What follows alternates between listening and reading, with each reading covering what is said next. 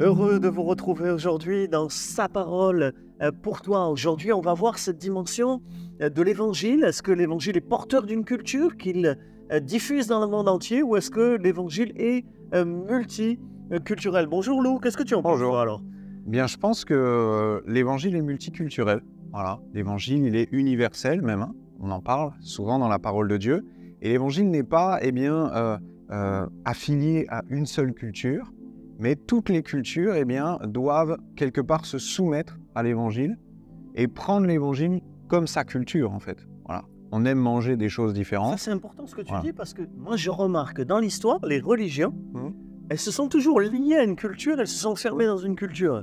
Alors, l'islam, on sait que c'est lié à la culture arabe, mais par exemple, le catholicisme, c'est relié à la culture latine. L'Empire romain a chuté, mais le catholicisme est resté romain et latin pendant des siècles, enfermé dans cette culture, par une liturgie, alors que l'Évangile lui-même, il est multiculturel. Justement, tu as raison, l'apôtre Paul, dans Éphésiens chapitre 3, verset 6, parle d'un mystère qui consiste à réunir les juifs et les non-juifs, les juifs et les païens, dans un seul corps.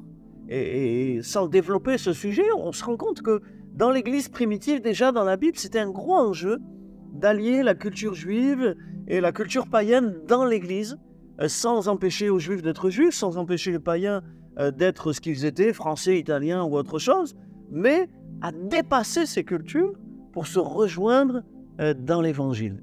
Et au fond, sans se fondre dans une culture unique, mais en respectant cette diversité des cultures. On peut manger des pâtes, on peut manger aussi du couscous, du riz, Voilà. ou toutes sortes de plats, Plein de et choses. rester pleinement chrétien. Clairement.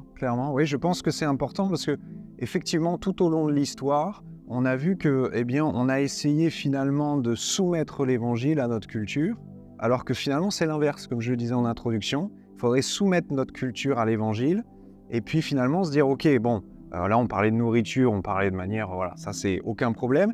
Mais quand la culture, devient un obstacle à l'Évangile, là il faut faire quelque chose. La musique, pour donner un autre exemple, la musique.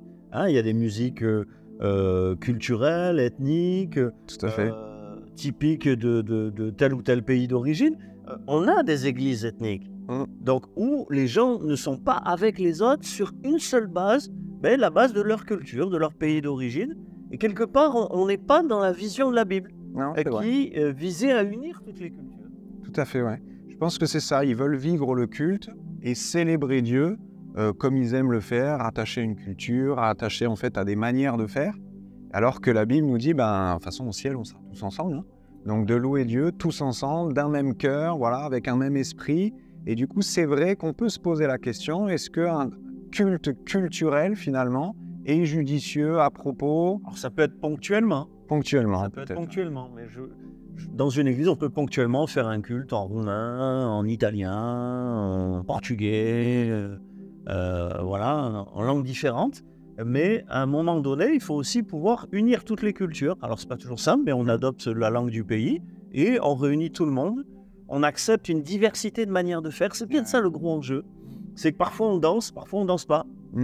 Parfois, on est très joyeux, très expressif, et puis parfois, on l'est moins, parce qu'au fond, ça va dépendre des cultures, et on va s'adapter à toutes les cultures. Mais je crois que c'est la puissance de l'Évangile, que d'être capable d'unir des Tout à hommes fait. très différents. Parce qu'il y a quelque chose de supérieur. En fait, la culture, peut-être je te donne une idée, mais la culture, elle dit l'identité de la personne. Tout à fait. Et à un moment donné, dans l'Évangile, on comprend qu'il y a quelque chose de plus que mon identité familiale. Il y a l'identité que j'ai trouvée en Christ, dans le Père, dans le Fils, dans la famille spirituelle qu'il a formée. Et c'est en découvrant cette dimension supérieure de l'identité spirituelle que je renie pas mon identité culturelle, mais j'ai découvert quelque chose de supérieur qui m'unit à ceux qui sont différents. Tout à fait, c'est ça. Je pense que la culture, il faut bien comprendre une chose, c'est qu'elle n'est pas doctrine. Ça, c'est important. C'est pas parce que l'autre, tu parlais, l'autre il danse pendant un culte, qu'il ne fait pas le culte comme il faut, ou que moi je ne danse pas, je ne fais pas le culte comme il le faut.